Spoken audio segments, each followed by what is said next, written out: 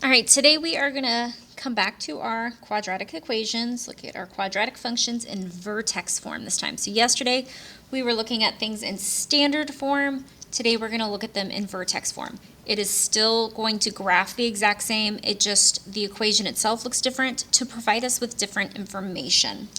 So based on the name, vertex form, the way that this equation is written, it tells us what the vertex of the quadratic function is, so where the maximum or minimum the vertex is for our parabola.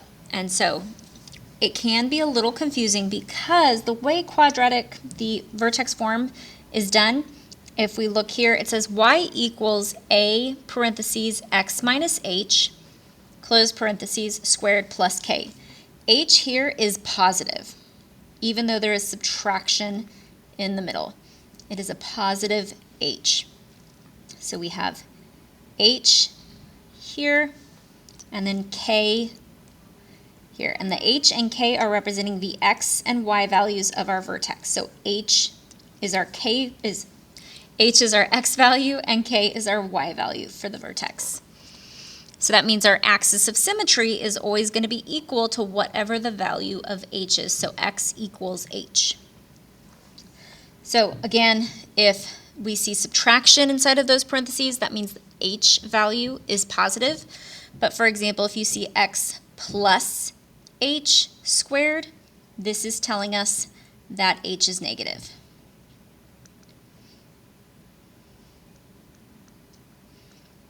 So we have to think opposite signs for the h based off of what we see in the parentheses.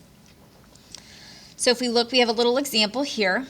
It tells us that we have y equals x plus 5 squared minus 7. Inside of this parentheses, I see a plus 5, which means opposite signs. So our vertex, we have negative 5 as the h or x value.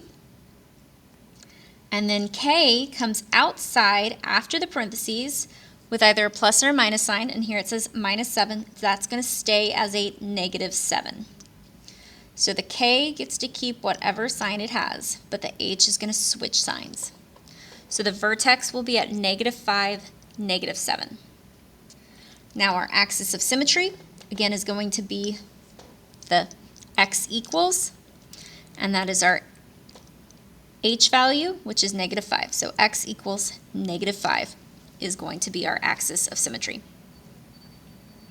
Now we are going to go through and graph based on the vertex form. We're also going to utilize our calculator, find some of the points, but I just want to go over kind of some of the things that we need, our steps for graphing. Once again, we've discussed these before. First thing we're going to do is find the vertex and the axis of symmetry.